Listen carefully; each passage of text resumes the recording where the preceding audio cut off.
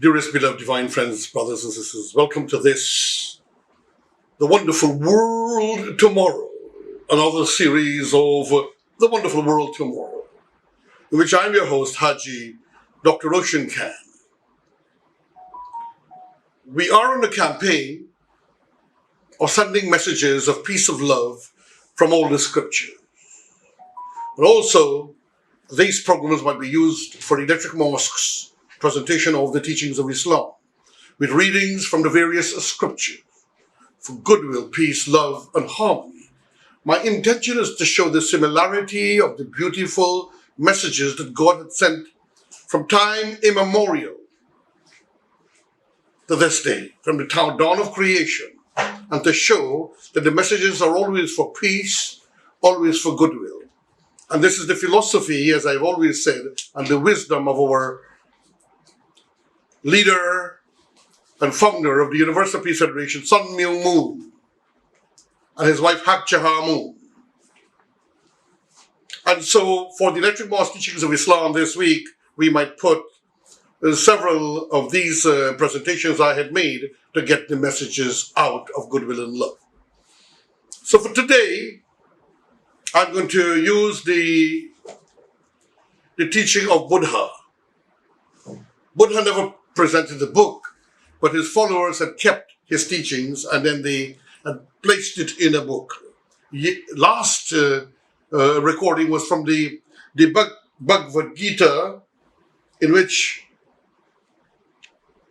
I read certain things to you, and the one before that was from the Holy Bible, the 23rd Psalm, the Lord is my shepherd, and the 25th Psalm, part thereof. So I'm going to try to put these in the Islamic teachings, some of them together at different times. For my aim is international unity, goodwill, and love.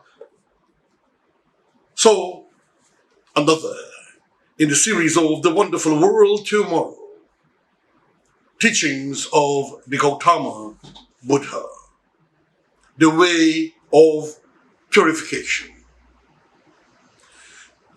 Purification of the mind. People have worldly passions which lead them into delusions and sufferings. There are 5 ways to emancipate themselves from the bond of worldly passions. First, they should have the right ideas of things, ideas that are based on careful observation and understanding, and causes and effects and their significance correctly. Since the cause of suffering is rooted in the mind's desires and attachments, and since desire and attachment are related to mistaken observations by an ego self, neglecting the significance of the law of cause and effect, and since it is from these wrong observations, there can be no peace, only if the mind can be rid of these worldly passions. I asked those people who are listening to try to replay and to send these messages out so it could inspire friends, family, and more in the Universal Peace Federation and general humanity. Secondly, people can get rid of these mistaken observations and resulting worldly passions by careful and patient mind control. We call it meditation.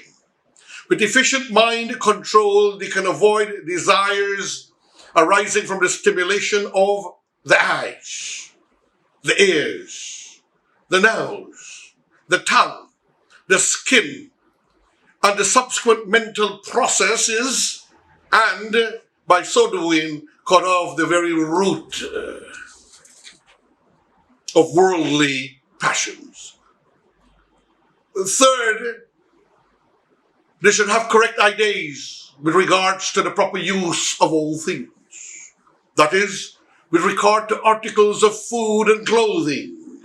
They should not think of them in relation to comfort and pleasure, but only in their relation to the body needs.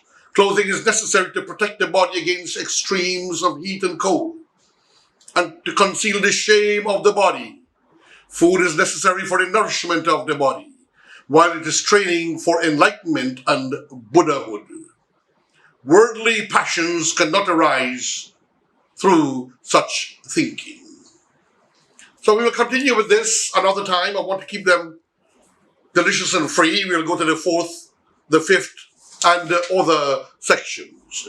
But desires arising from the forms the eyes see, from the sounds the ears hear, from the fragrances the nose smell, from the tastes pleasant to the tongue, from things that are agreeable to the sense of touch. From these five doors to desire come the body's love of comfort. So too much of comfort is not always best for the human being. More on the teachings of Lord Buddha on this, the wonderful World Tomorrow, brought to you with the compliments of the Universal Peace Federation, Georgetown, Guyana chapter. And I was your host, Haji Dr. Roshan Khan, with my friend and brother, Reverend Dr. Ronald McGarrell. God bless him.